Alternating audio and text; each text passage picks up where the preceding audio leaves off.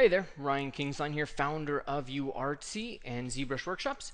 I was Googling concept art trees and kind of more vegetation, seeing what I could teach my concept artist friends about this new version of ZBrush and just some of the things that I've been learning over the last couple of months of playing with this program and getting ready. And I came across some really interesting stuff. There was some concept art for Frozen that was really kind of attractive to me, really kind of grabbed my attention. And specifically, the way in which the forms kind of have these tendrils and move out in this way. So I was thinking, how could I do that in ZBrush? Not necessarily for design, or maybe for design, but also to kind of quickly get in and sculpt. Because how do you sculpt a design like that? It's not, there's a lot of variables that get put into play, L systems, things of that nature.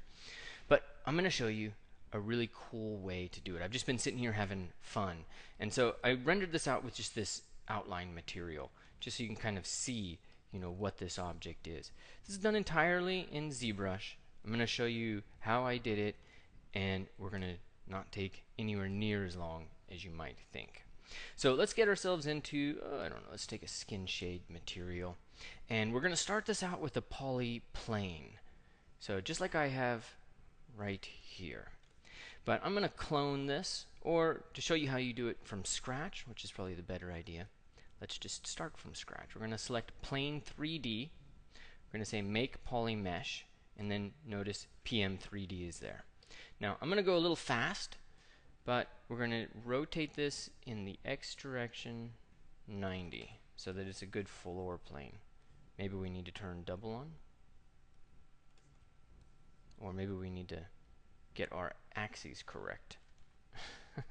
Turn Z off, rotate 90. There we go. That makes sense. Now we're going to use a couple of different things. We're going to use fiber mesh, going old school, right? We're also going to use Z modeler. We're going to use masks, more fiber mesh. We're going to use this Nanomesh technology, and we're going to use Dynamesh. That's all the stuff we're going to cover in this. So stick with me. Let's get this flowing. The first thing we're going to do is go to fiber mesh, and we're going to just turn on preview. So it starts with this kind of set of crazy. So let me bring in the tree fibers that I used and see what it does. So take a screenshot and check this out. It has a lot to do with very small max fibers and a heck of a lot of length and coverage. So those are really, really high. Plus my profiles are 6 and segments are 8. Gravity is basically 0. Some clumping. But you can play with these. The essential features, max fiber is low, then length is high, coverage is high, and then we've got a minimal twist, minimal gravity, and then we've got these profiles here. That's essentially the primary things that were changed, pretty much nothing else. Now once this is done, you've got essentially the first tree trunk. You've got the main trunk. Somewhere in this grove we've got a main trunk. So I'm going to click accept, and that's going to give me some choices here. Now of course I don't have to pick all of them, so let me convert this over to standard interface for you guys.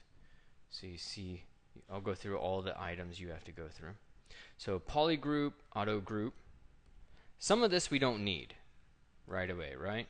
Like we don't need these guys. So I like to just go through and cull out the ones I'm not going to use right away and get rid of them. That one's too short. And now this is where we're starting to decide the vitality, the life of it, right? That one's too thin, although it has some potential. So whatever you decide, we're then going to take this and start to do different things with it. We're going to start to build all of the pieces off from here and then build the canopy. So I'm going to just come into it and say, now that we've got this, we've got a delete hidden. Make sure those things are gone. So modify topology, delete hidden. And then we come into subtools, and we're going to go split, group split. This way I just work on one at a time, but I've got a bunch to work with. So I'm going to turn the visibility off for all of them, and then using the down arrow I'm going to cycle through and see if one is catching my fancy. That one's catching my fancy. I have a thing for leaning trees. Okay. So now we've got this. This is one tree trunk, the main one. We can do some modifications if we want. Okay. Scale it maybe. Maybe make it wider in some cases. Exaggerate some of this stuff. Yeah. And now I'm going to use a trick with ZModeler, ZM. I'm going to hover over a point, and I'm going to say I want you to split that point. So I'm using this technique in this particular instance. It's the only time I do it this way because there's a lot of manual work involved. But I'm doing it this way because we're working with the main trunks, the main parts. So I want to make sure. Then I'm going to, let's say, start cutting some of these things up. So split that. So I click an edge, and then that'll give me a little something to start playing with, although I don't like that position. Make sure I'm getting, you know, all views. There should be something in all views. Not just two like we saw. There, so we need something in here. And will that work? No, it's too close. Then I feel like we can put one in. So it's just click and then click again. We click an edge and then we click something else. All right. One more. I kind of really want it right there, so I'm going to just add a bunch of geometry right there. Okay, once that's done, then we're going to get rid of this tree, or the main thing. We're going to control click to mask out the little pieces we just made, right? And then we're going to come to fiber mesh and just hit preview. And voila. It's using the same settings, but because we have the mask, it comes from the mask. So not from everything. Like, let's just clear it, and now it's coming from everything. Which in and of itself is not really horrible, depending on what you really want for it. So let's undo that, and then I'll turn preview on. Let's do that again. Okay, there you go. So this way it comes more from the main trunk. Let's say increase the length a little bit. And we can adjust the max fibers if we want to. If we want it to be fewer.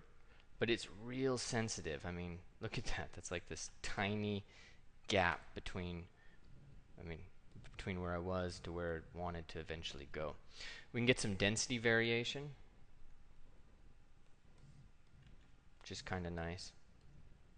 But that's still too much. I'm going to go 0.03, 0.035, 0.04, 0.02, 0.015, and this is just our process to kind of randomly go through. Okay, I liked 0.35 actually, 0.035. Now, once we have these done, we go in and we accept them. And you've got now, just so we do inventory, we have one main tree trunk, and then we've got a bunch of little extra branches off to the side. And so now we've got to do one more step. We've got to pull branches out of here. How are you going to do this, though? You're not going to want to use ZModeler, right? Because that was quite an involved process. Who wants to do that to get all of this stuff? So I'm going to show you a different trick for it. We're going to press Control and select Mask Rectangle. So this time, anytime we press Control, we're masking a rectangle. And then we're going to come into our alpha, and we're going to choose alpha 07 or alpha 23. It's just one's blurred and more blurred. Now, we're going to drag this out so that the mask kind of hits different parts of the tree.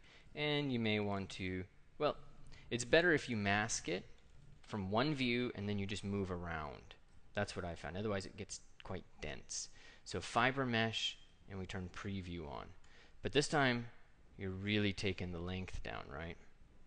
And we don't really, it's hard to see what's going on unless we have that original trunk in there as well.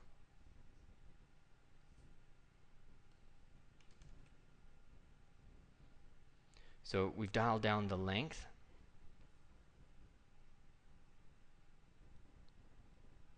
You can dial down the thickness a little bit. You could dial down how many of those max fibers comes to 0.2 as well, or 0.04. So we start to increase it, but I think 0.35 was actually really nice. And we just go through this process of accepting. So I've accepted that. I'm going to control click to clear it. I'm going to then do the process again. And I'm going to start to lower the size and lower this coverage. I want these things to start to become really small. We've actually done a pretty good job of getting enough on there. In my previous example, I created a whole bunch. I created a lot. 5 of them, I think. So we've got now the main. Boom.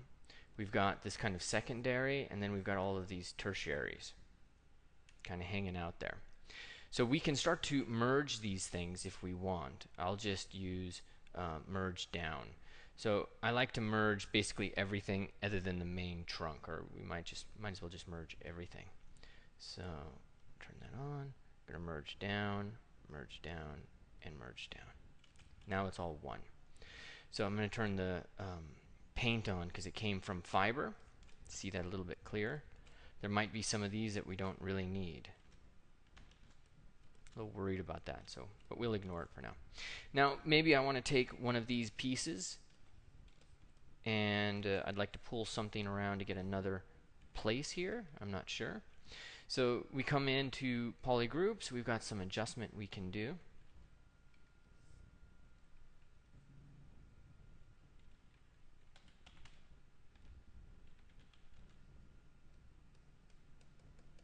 Just going to inflate, right? Now, of course, all of that stuff kind of goes south if we start to do that. We lose its position in some of the things that are around it. So let's scrap that idea and then just move forward with this. Maybe we can sculpt this out a little bit. Give it a really nice wide trunk, and we could do some roots later.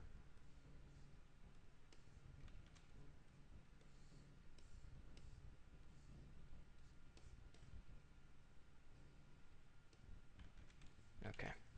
Okay, so now how are we going to do the canopy? Let's pick a good view, something that'll give us some options. Yeah.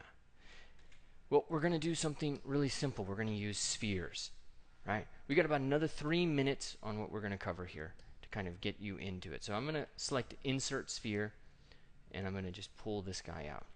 But I don't want to work with it as part of this tree, so I'm going to Control-Shift-Click, and I'll come into Geometry, Split, and say Split Hidden. That way, we've got the tree and what's essentially going to be the canopy.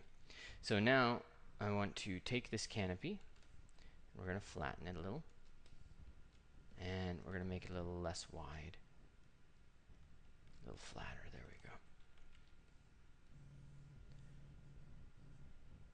go. Okay. Maybe we can widen that. There. All right, now we're just going to press Control-Shift, click and drag. Being mindful that they don't all need to be that size. This gives us a chance to kind of adjust and create a slightly different look.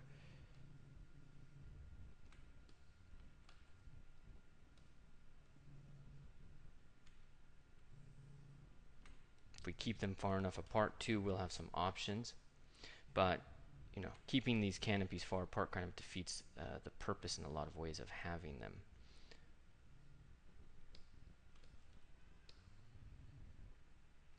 Control, click and drag.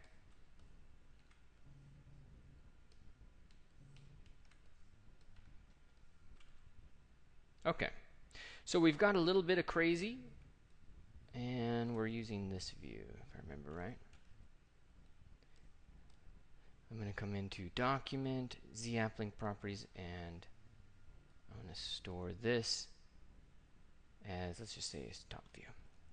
I get those inverted all the time. Rotate, rotate,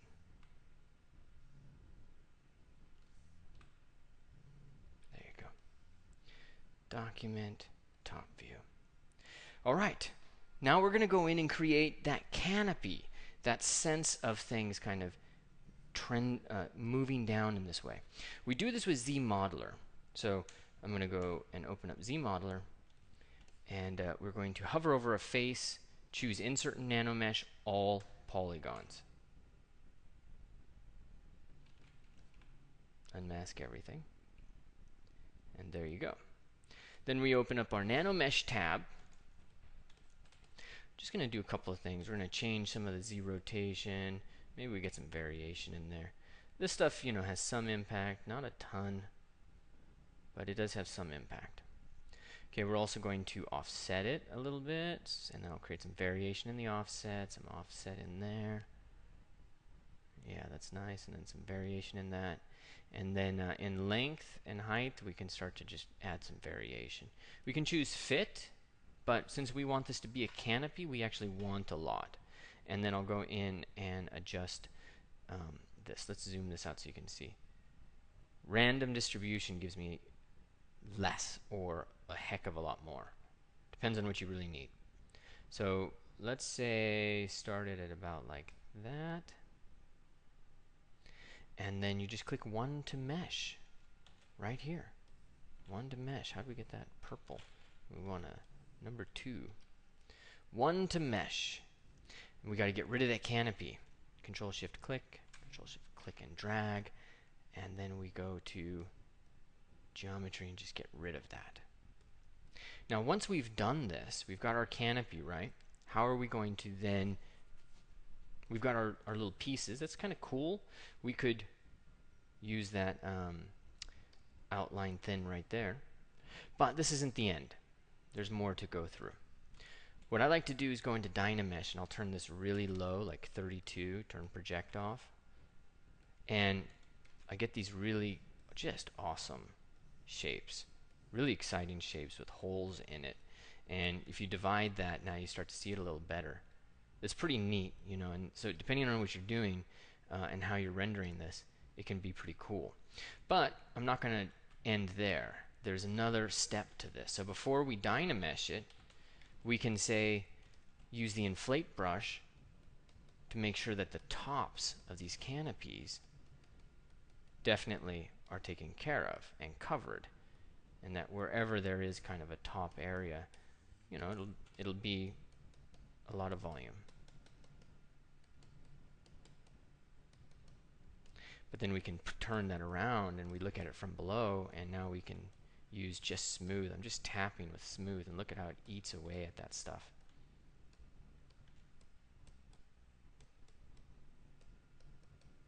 So now if we were to Dynamesh this, remember, set it to 32,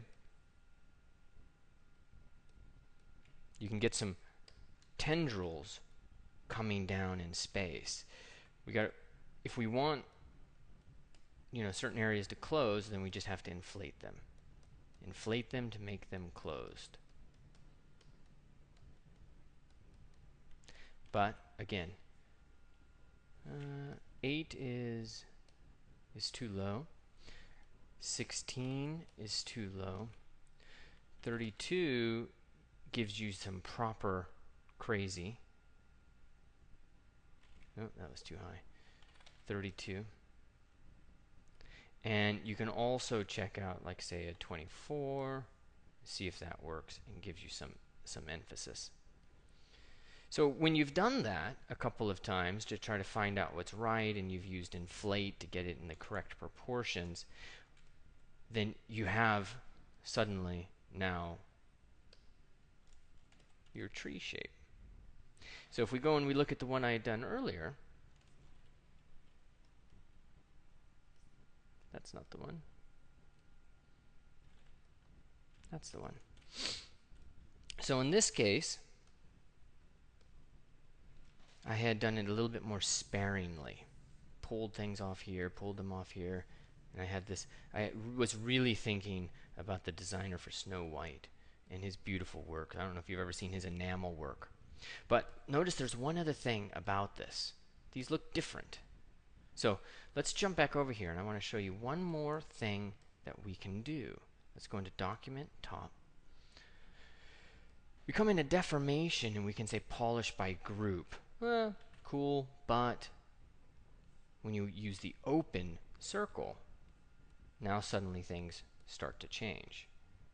And depending on what you've got for groups and things of that nature, you can do some pretty neat things. So let's just say group the whole thing and see if that's going to do anything and not give us those. Yeah, there, we got rid of the crazy that was coming in. Really neat way to get in there, add some of that complexity, and so now here we go. We have a nice simple shape. I mean, if you're a concept designer, you're going to be pulling this together to kind of throw into it. I've done this in 20 minutes, which is technically a long time for one sculpt, but it's not one sculpt. You know, after a while, there's a lot of different trunks and branches and things that you can do, and I'm talking while I'm doing this, so this can actually be much faster to just create a couple of these things. Be able to throw them in the back. Massage it, design it the way you want it, and it's 3D printable. So I hope you enjoyed. I hope you learned something. I know it's a really long tip, but thank you so much for sticking with me and watching this. And happy ZBrushing. Make sure you visit us at uartsy.com or you check out what I'm up to at ryankingslien.com. Take care of yourselves. Talk to you soon.